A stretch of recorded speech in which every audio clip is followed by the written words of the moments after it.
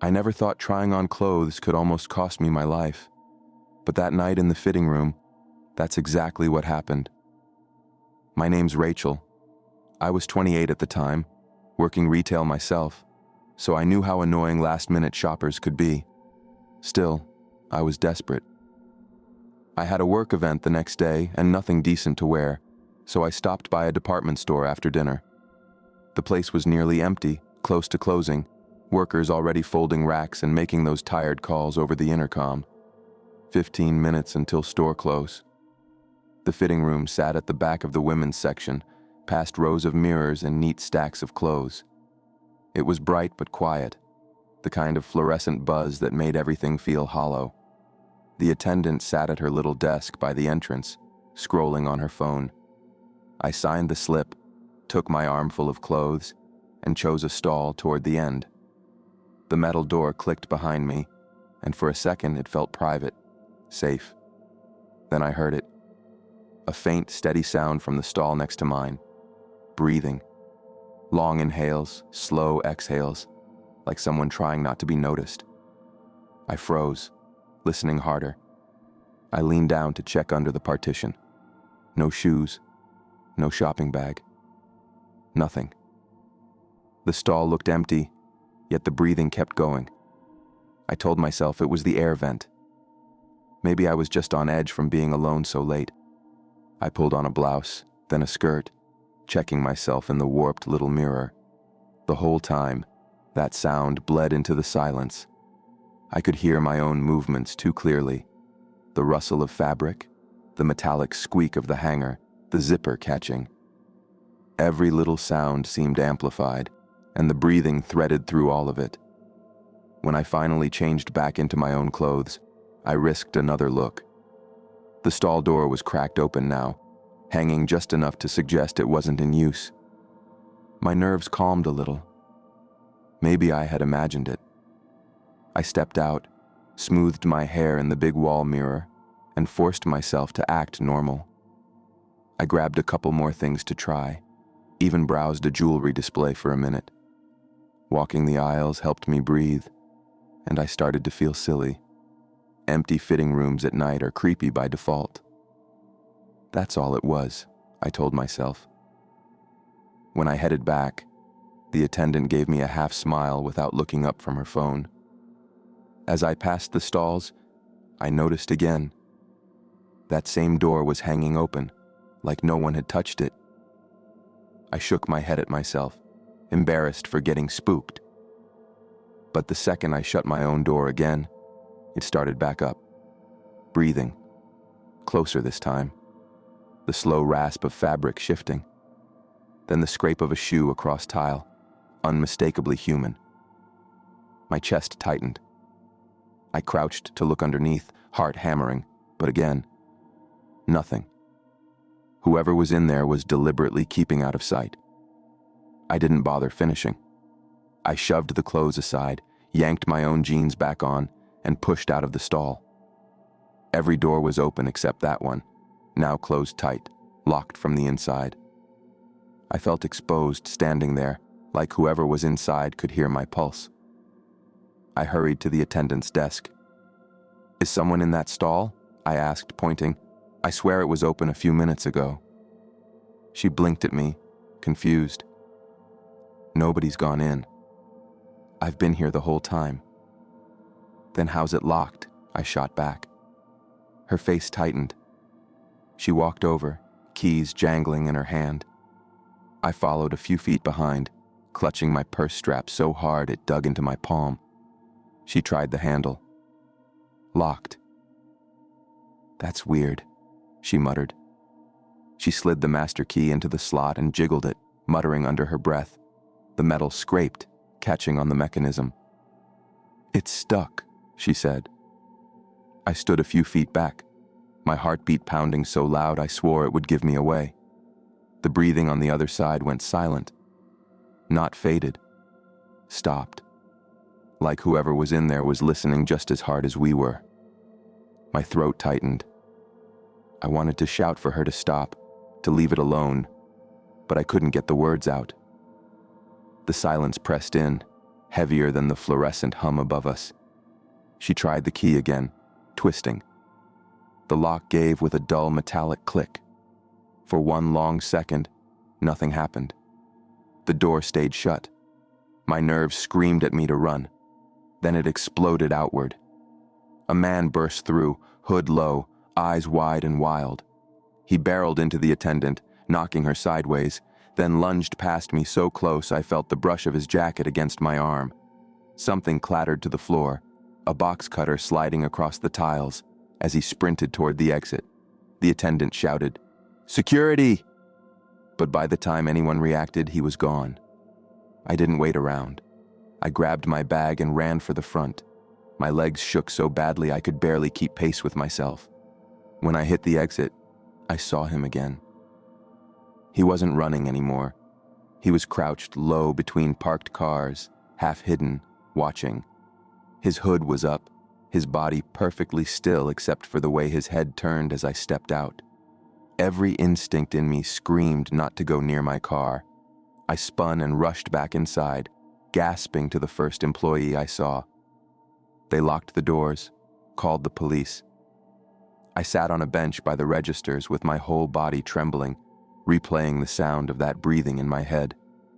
Officers arrived, swept the lot, took our statements. They asked if I wanted an escort home, but I refused to walk back out there until they had checked every corner. They came back shaking their heads. He was gone. All they had was the knife.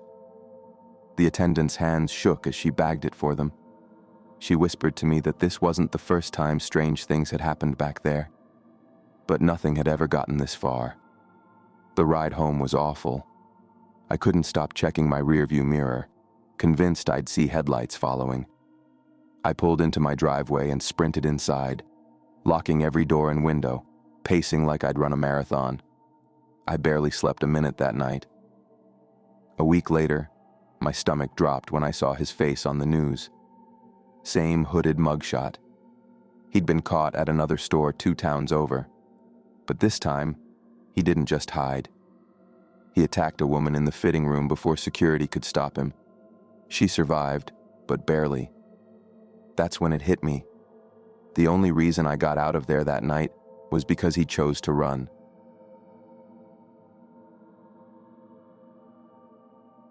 Headlights swept across my car for the 3rd time, slow and deliberate. That's when I realized he wasn't circling the parking lot. He was circling me. My name's Tim. That night, I'd just gotten off a late shift and swung by Walmart to grab a few things before heading home. It was almost midnight, the kind of late where the store stays open, but the lot feels abandoned. Only a handful of cars scattered under the orange parking lot lamps buzzing overhead. I parked a little farther out, thinking it'd be easier to load groceries without being boxed in. At the time, it felt practical. Later, it felt like the worst mistake I could have made. Inside, everything was calm. A few last-minute shoppers hunched over carts, employees restocking aisles, the flat hum of fluorescent lights overhead. I stuck to my short list, checked out quick, and walked toward the doors with my bags. It felt ordinary, but as soon as I stepped back outside, the night swallowed me in silence. That's when I saw the first sweep of headlights, a car rolling slow along the back of the lot, making a wide loop. At first, I didn't give it a second thought. People wait in cars all the time. Maybe they were looking for someone inside. I popped my trunk, started loading. The air felt thick out there, heavy and exposed under buzzing lights. I glanced up again as I set a bag down. The same car was back, this time creeping down my row before easing off to the side. That was twice. I told myself not to overthink it. I'd parked far out. Maybe I was just noticing it more because I was alone. Still, the unease was creeping in. I shut the trunk harder than I needed to, fishing my keys out like I was ready to leave. Then it happened again. The car came around a 3rd time, headlights washing over me like a spotlight. It slowed, lingered, then rolled to a stop in the row across from mine. The driver didn't get out. He didn't even shift, just sat there idling, engine low, eyes locked on my car. And then, suddenly, his lights cut off. For a moment, the lot went darker, just the buzz of the overhead lamps and the faint glow of brake lights. My chest tightened. After several long seconds, the headlights snapped back on, glaring directly at me. It wasn't an accident. It was like he wanted me to know he was watching. I froze, bags in my hands. It felt like my body knew before my brain did. Something was wrong. I climbed into my car, locked the doors, and set the bags on the passenger seat. My hands shook as I fumbled with my phone. For a minute, I sat there in silence. The car across from me didn't move. His headlights stayed on, brake lights glowing red like he was hovering his foot on the pedal. I pretended to scroll, screen lighting up my face, but I couldn't focus. Every time I glanced up, he was still there. No shift, no movement, just watching. I debated calling someone. My finger hovered over my contacts. Should I call a friend? Should I call security? It felt paranoid, but the longer I sat, the worse it felt. My chest was tight. Every second stretched into 10. Finally, I tried to rationalize it. Maybe he was just waiting on someone. Maybe I'd look ridiculous if security came out and it was nothing. I turned the key, telling myself to just leave. Get on the road, get home, forget it. But then I caught the detail that broke the illusion. He wasn't glancing at mirrors, wasn't checking his phone, wasn't looking at the store doors like he was picking someone up. His face was locked forward, gaze fixed directly on my car. That was it. My gut screamed at me. If I stayed, I'd be trapped. I threw it into reverse, tires squealing against the pavement, swinging sharp toward the exit. In the mirror, I watched his headlights whip violently across the lot as he spun his car around. He floored it, coming after me. I gunned it across the asphalt, weaving between empty rows, my own headlights bouncing across hoods. Every turn I made, he mirrored, shadowing me like he already knew where I was headed. When I cut toward the main exit, he swung across, blocking the lane for a split second before jerking forward again. My heart was pounding so loud I could barely hear my own horn as I leaned on it, yelling inside my car. I swerved, tires shrieking, trying to make the gap before he boxed me in.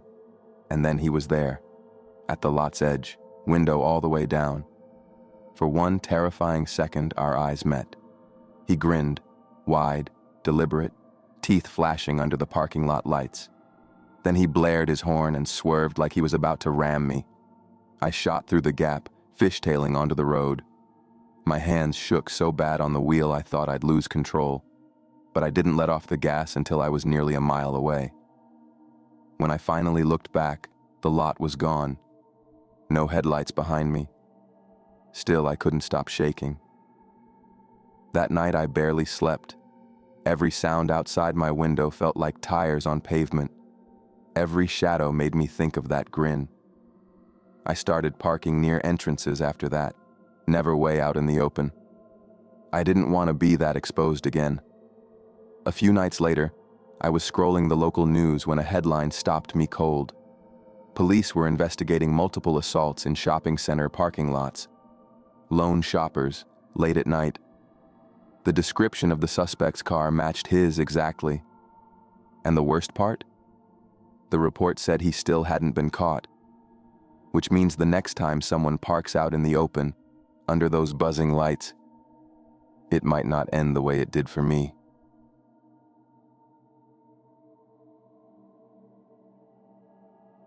In the middle of the night, a Walmart feels hollow. Every sound echoes. That's why the crash of a cart slamming into a shelf hit me like a gunshot. My name's Derek. I was 23 when I picked up an overnight stocking job. The pay was decent, but the crew was tiny, 5 of us at most.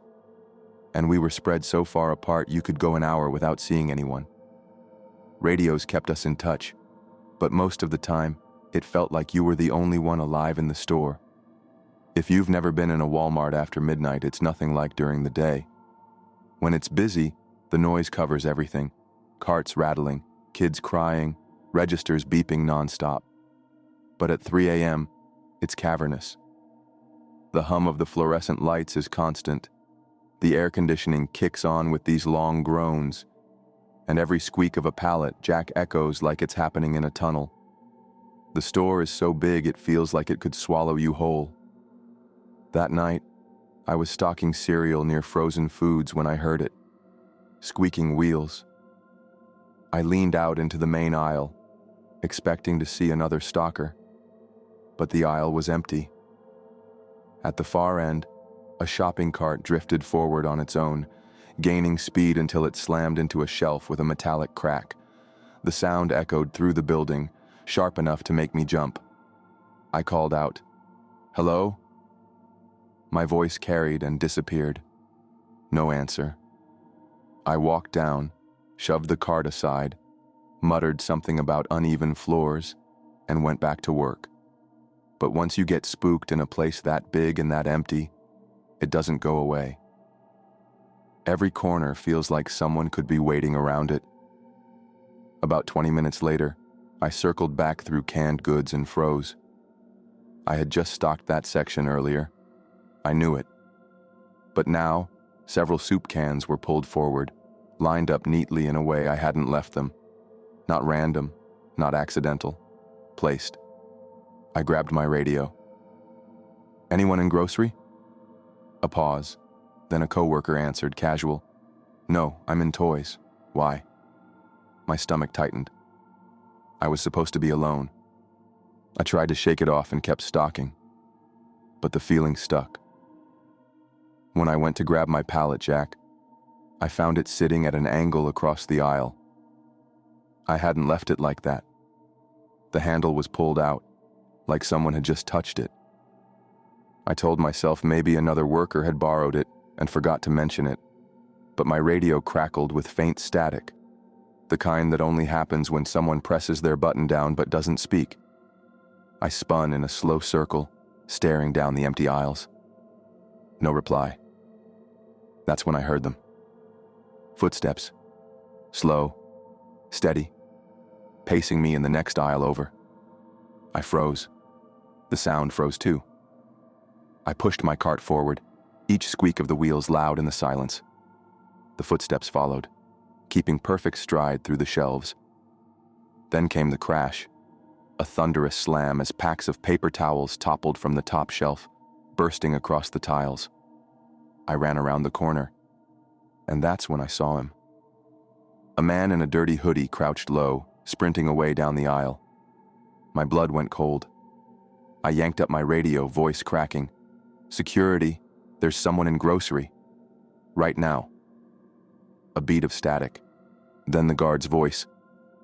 "I don't see anybody. It's just you." "No," I shouted. "He's here. I just saw him." I moved cautiously now, radio clutched tight, trying to control my breathing. My sneakers squeaked on the tile, and then he was there. At the next intersection, he stepped out. Hoodie up, face shadowed, a knife glinting in his hand. "Don't call again," he said, voice low. Then he lunged. I stumbled back, jamming the radio to my mouth. "There's a guy with a knife. Somebody help me." At the same time, I shoved over a cardboard display between us. Boxes of chips spilled across the aisle, tangling under his feet and slowing him just enough for me to spin and run. My sneakers squealed as I bolted into frozen foods. He gave chase. I could hear him pounding after me, closer with every step. I cut hard into the next aisle, pulling down a hanging rack of plastic bins as I went. They clattered across the floor, forcing him to jump aside. I darted left again, weaving through aisles, my breath ragged in my throat. But every turn I took, he was still there. His shoes slapped the tiles. I caught flashes of him in the corner of my eye, closing the distance. "Where are you?" I screamed into the radio. Somebody get to grocery. Now. Static. Then my co-worker's voice, faint. I'm coming. I'm on the other side of the store. Too far. I sprinted through housewares, heart hammering, and slammed through the stockroom door, throwing the lock just as his footsteps pounded up behind me. The handle rattled violently, jerking in my grip. Metal clanged against metal as he yanked, hard enough that I thought the lock would tear out of the frame. I backed away, hands shaking so bad I could barely hold the radio. Then the rattling stopped. Silence. I stood there in the dark stockroom, chest heaving, until my co-worker's voice finally came over the radio again. By the time they reached me, the man was gone. The police came later, pulled footage from the cameras. They saw me, panicked, running through grocery. They saw glimpses of a hooded figure slipping between blind spots, but not enough to identify him, not enough to catch him. I quit a few weeks later. I told people it was the hours, but the truth was, I couldn't walk into that building again without hearing those footsteps behind me. Weeks later, I ran into one of my old co-workers.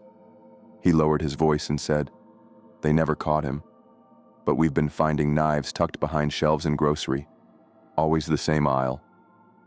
I didn't reply.